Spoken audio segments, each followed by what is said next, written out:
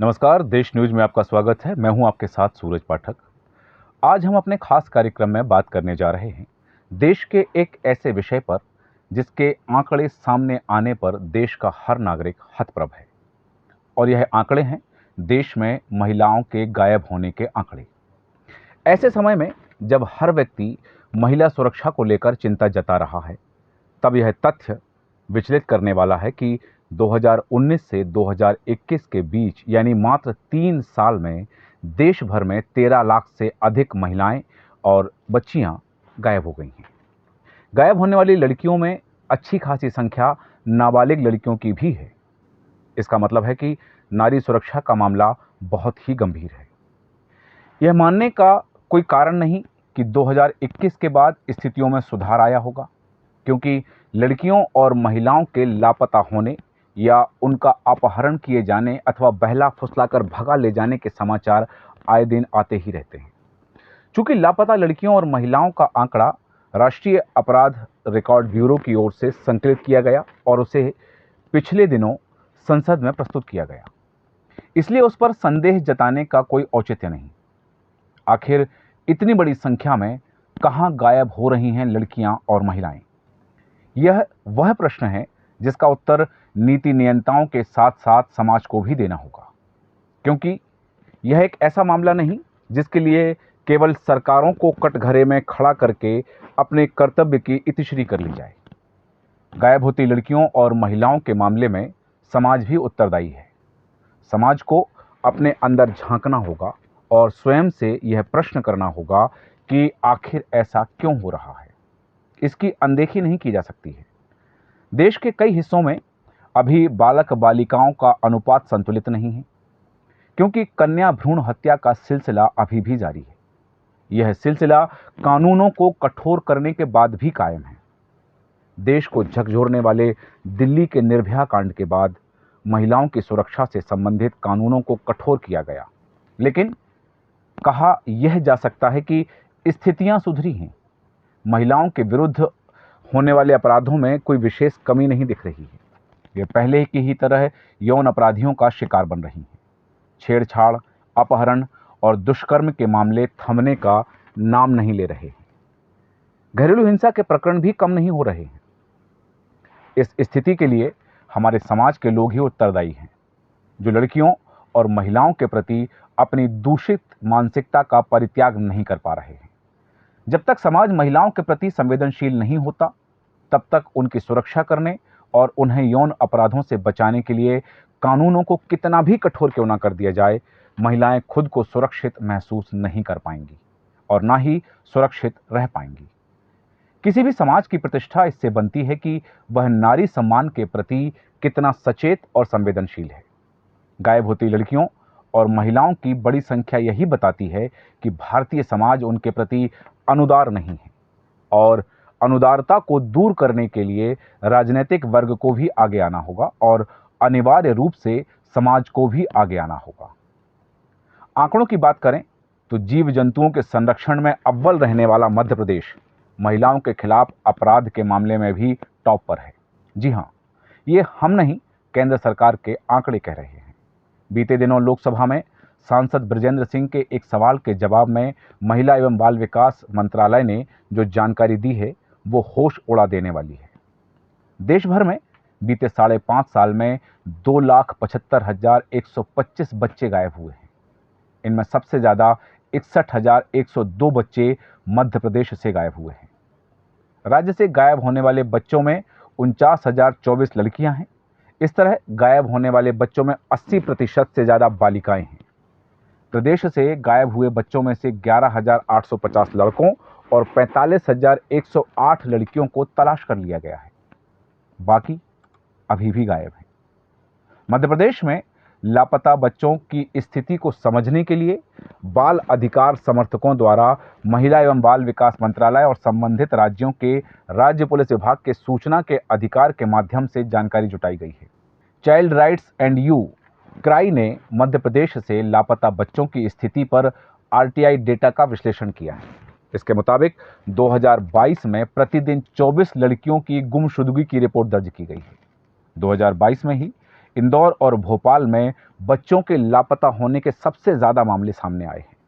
इंदौर में 2022 में बच्चों के लापता होने के 977 मामले दर्ज किए गए हैं, जबकि भोपाल में लापता बच्चों के 661 मामले दर्ज किए गए हैं। आंकड़ों के अनुसार ग्रामीण क्षेत्रों की तुलना में शहरी क्षेत्रों में बच्चों की गुमशुदगी के ज़्यादा मामले दर्ज किए गए हैं।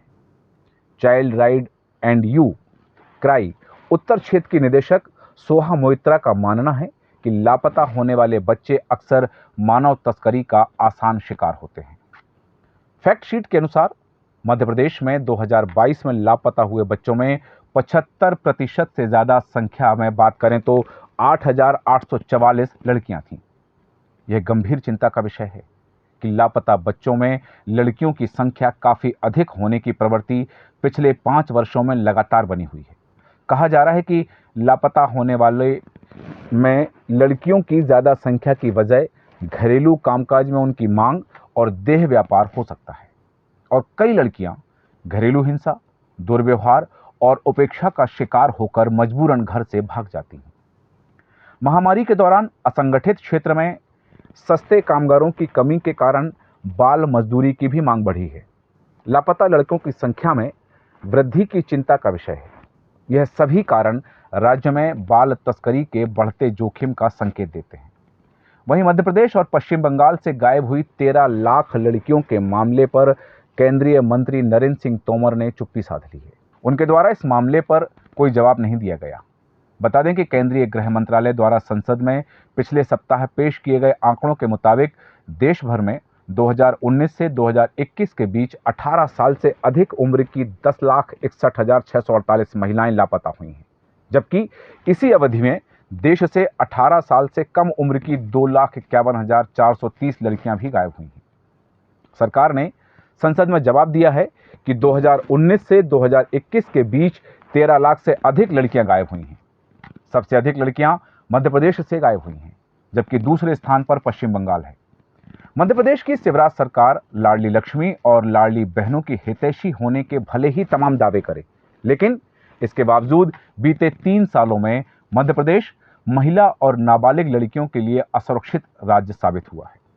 बीते सप्ताह केंद्र सरकार ने नेशनल क्राइम रिकॉर्ड ब्यूरो के जो आंकड़े जारी किए हैं, उसमें देश भर से करीब 13,13,000 महिलाएं गायब हैं, जिसमें सर्वाधिक संख्या मध्य प्रदेश से गायब महिलाओं और बेटियों की है, जिनकी संख्या करीब 2 लाख है।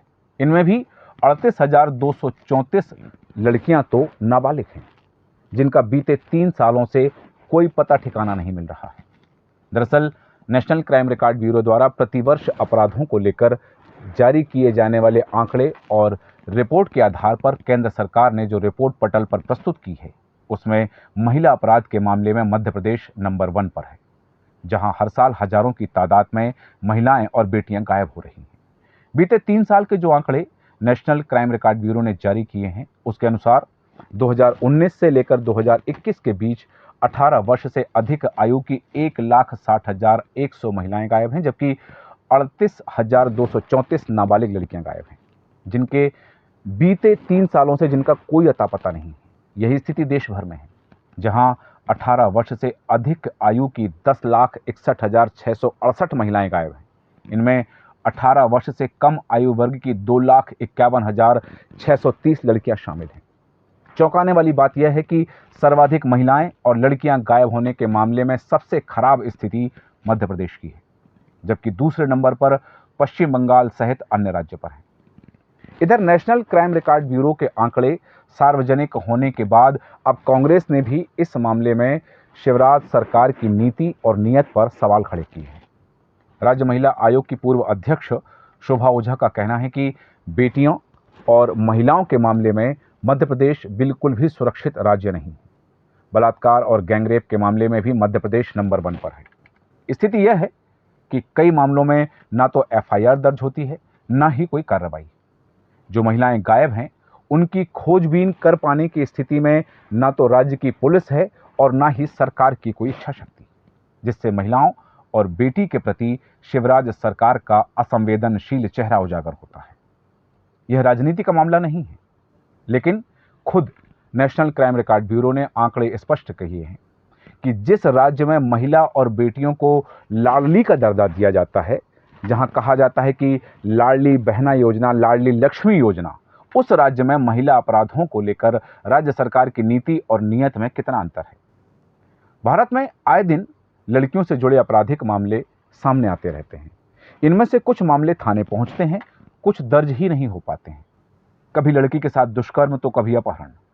भारत में 2019 से 2021 के बीच 3 साल की अवधि में लापता हुई महिलाओं की संख्या चौंकाने वाली है।